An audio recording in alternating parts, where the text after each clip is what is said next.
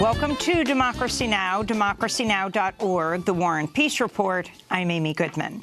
Facebook says it's removed more than 24 pages and accounts after uncovering a plot to covertly influence the upcoming midterm elections.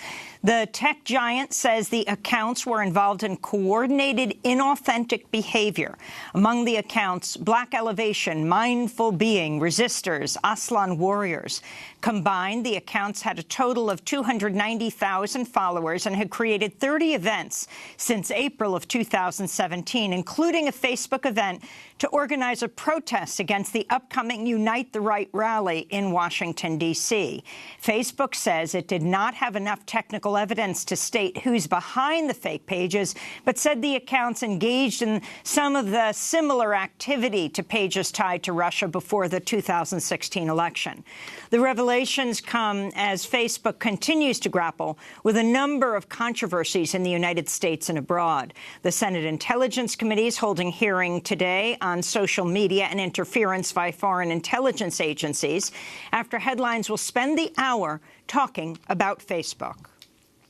A top Health and Human Services official told lawmakers at a Senate Judiciary Committee hearing Tuesday he had repeatedly warned the Trump administration against separating immigrant families at the border. This is Jonathan White, commander of the Public Health Service Commission Corps, a branch of Health and Human Services. During the deliberative process over the previous year, we raised a number of concerns in the ORR program about any policy which would result in family separation due to concerns we had about the best interest of the child, as well as about whether that would be operationally supportable with the bed capacity we had. ORR stands for the Office of Refugee Resettlement. During the hearing, Connecticut Democratic Senator Richard Blumenthal also questioned Commander White about the psychological impact of separating children from their parents. Separation of children from their parents entails significant risk of harm to children. Well, it's traumatic for any child separated from his or her parents. Am I correct? I say that as a parent of 4 children.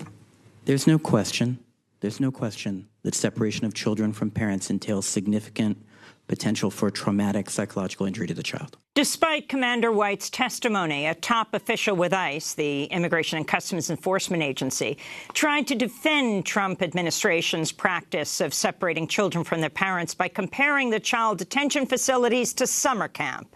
This is Matthew Albence, head of enforcement and removal operations for ICE. I think the best way to describe them is to be more like a summer camp. These individuals have access to 24/7 food and water. They have educational opportunities.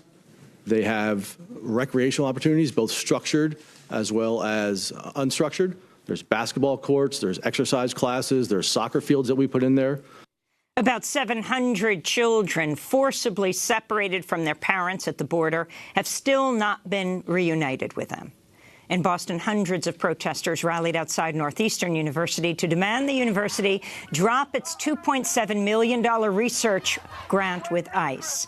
The protesters then marched to downtown Boston and blocked Beacon Street in front of the home of Northeastern's president, demanding the university cut all ties with ICE. Organizers say 12 people were arrested during the protest. In more immigration news, Minnesota residents are condemning the Immigration and Customs Enforcement Agency after plainclothes ICE officers arrested a longtime Minnesota resident named Carlos Urrutia at a federal courthouse last Thursday. In the video, the plainclothes officers are seen ripping Carlos away from his family and arresting him while his friends and family members demand to see identification and an arrest warrant. One of his friends said his arrest was like a kidnapping. President Trump lashed out at immigrants and called for strict voter ID laws during a rally in Tampa, Florida, Tuesday night. We believe that only American citizens should vote in American elections.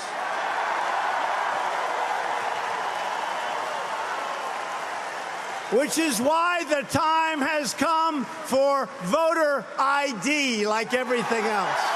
Voter ID.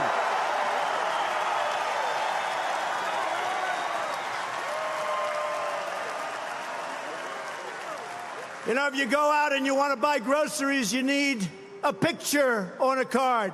You need ID. You go out and you want to buy anything. You need ID and you need your picture. It's not true that one needs a picture ID to buy groceries. Trump supporters also berated members of the media during Tuesday night's rally, including chanting CNN sucks. Following the event, President Trump retweeted his son Eric's tweet of a video showing Trump supporters making that chant during the rally.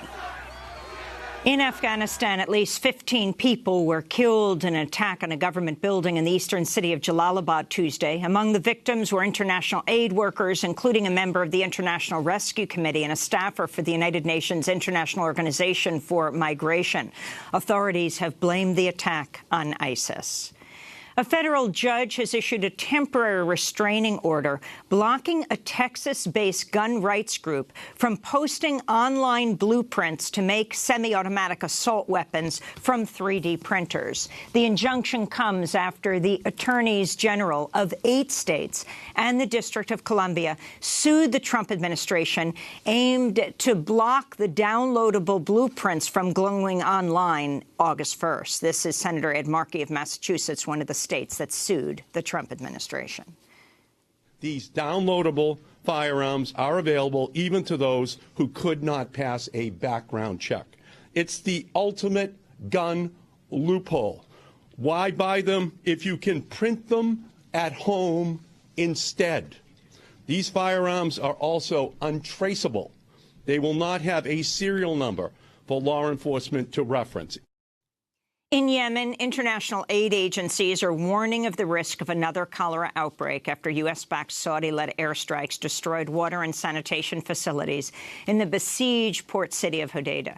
The UN's World Food Program country director Stephen Anderson also says more than 8 million Yemenis are now experiencing extreme hunger as a result of the ongoing conflict.